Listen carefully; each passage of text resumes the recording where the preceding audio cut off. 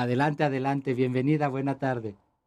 Aquí estoy yo feliz de la vida. Oye, pues, muy contenta, yo creo que estamos en un escenario muy interesante y justamente para jalarlo hacia el tema migratorio, porque bueno, no tenemos ni una semana que ocurrieron las elecciones más grandes, siempre se dice, de la historia y cada vez van a ser las más grandes porque también tiene que ver con nuestra demografía.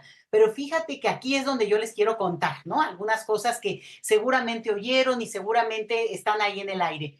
Fíjate que fue una elección que desde el extranjero se notó. Esta vez se notó mucho por una razón. Resulta que esta fue la primera vez que se da la posibilidad de que los mexicanos que radican fuera del país voten de manera presencial yendo a los consulados de México en el exterior.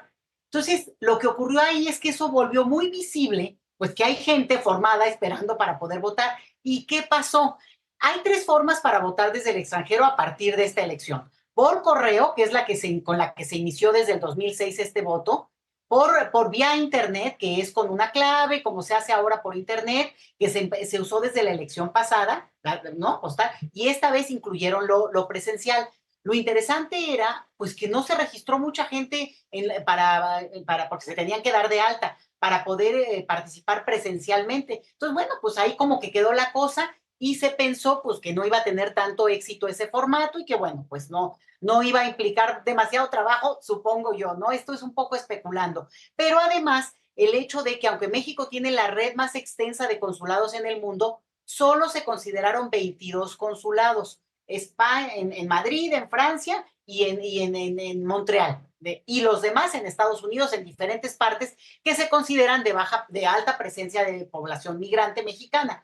Pero pues tienes el triple de consulados, por tanto, y población que podría estar interesada. Pero bueno, solo se abrieron esos consulados. El asunto, Carlos, es que se decidió abrir también en paralelo, para cualquier cosa y como para cubrirse, casillas especiales en cada consulado. Y las casillas pues, especiales siempre han causado problema también en México, porque o sea, quien lo haya vivido sabrá que no miento, porque siempre se acaban muy pronto, porque llega población que va en tránsito, no puede votar por todo, pero mínimo vota por presidente. Entonces, las casillas especiales en la frontera norte, por ejemplo, fueron un recurso muy importante cuando no había voto desde el extranjero o quienes no están registrados en todo este padrón electoral desde el extranjero y todo esto.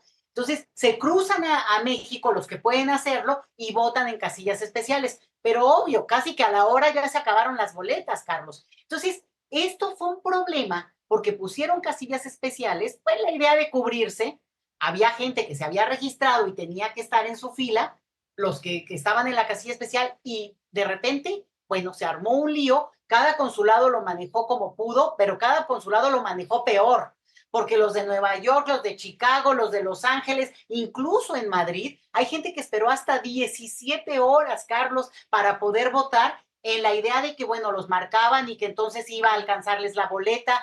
Llegó un punto en el cual, no sé qué habrán hecho, que revolvieron, y eso va a ser parte de un reporte que tendrá que entregar en su momento el propio INE. No sé de qué manera se complicaron la vida, que a las personas, incluso las registradas, ya no alcanzaron la boleta que les correspondía. Entonces, esto empezó a generar un problema, pues que lo vimos digamos, en los medios de comunicación, en la tele, en el radio, lo vimos mucho en YouTube también.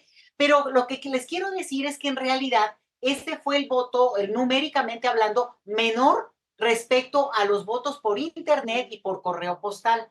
Y lo interesante aquí es que también, pues yo considero que fue una elección muy exitosa, porque al final de cuentas, respecto a hace 6 años, se dobló el número de participantes que registrados por internet o por correo postal participaron en la elección. Entonces, vamos avanzando de a demasiado poco camino, vamos. No se da un paso ya estructural fuerte, pero esta elección que permitió lo presencial sí cambia el tono, Carlos. Porque lo que demostró es que hay gente que a lo mejor pues sí, no hizo todo el registro como debería haberlo hecho en la idea esta de muy organizados y todo, pero quiere decir que hay interés, hay voluntad, hay gente que cubre los requisitos porque está dado de alta en el padrón electoral mexicano y al mismo tiempo pues tenía su credencial para votar con fotografía, aunque no fuera obtenida en el extranjero, que era una de las cosas que permitía la casilla especial. Entonces, tenemos que 197,203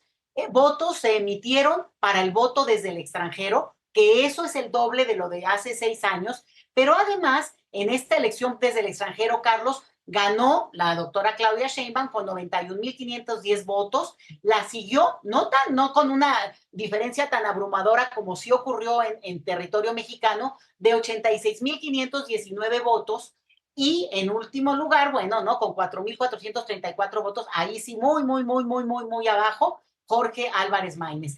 Pero lo interesante de esto es que, bueno, se desglosan ya los primeros datos interesantes, pues cómo se fue votando, cómo se votaron también en algunos consulados, y fíjate que es interesante que en el consulado de Madrid ganó Xochitl Gálvez, por ejemplo, ¿no? Bueno, ganó la opción, vamos a decir, la del Corazón por México, me parece, ¿no? Esa Claro. opción, y también ganó en París, y como ahora sí que, como decía Guadalupe Loaesa en algún corto que la vi diciendo, es que yo oía a la gente en París, no, bueno, es que sí te permite ver, y con esto cierro, Carlos, algo muy interesante que vamos a poder ir desglosando con los datos cuando ya estén completos de este voto desde el extranjero, porque se suman a elementos para hacer una radiografía mucho más compleja, más actualizada, menos caricaturizada de lo que a veces se hace, de esta enorme y compleja comunidad mexicana que radica en el extranjero.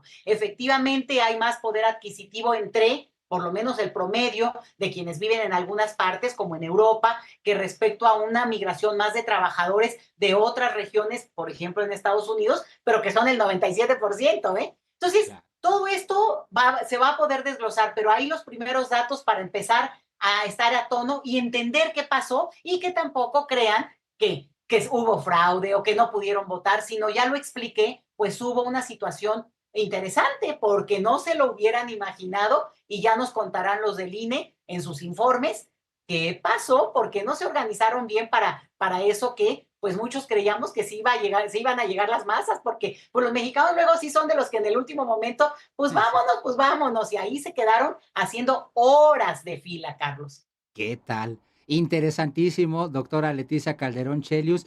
Me parece de subrayar, de destacar evidentemente el interés de los mexicanos en el extranjero por participar cuando hay elecciones, definitivamente. Y una buena cantidad además. Interesante como siempre el análisis, doctora Leti Calderón Chelius. Excelente fin de semana y lo continuamos en la próxima. Como siempre, Carlos, y felicidades México, porque pasamos una prueba de fuego que es el proceso electoral que democráticamente se resolvió. Gracias, Carlos. Gracias al contrario, doctora Leti Calderón Chelius, aquí en La Octava.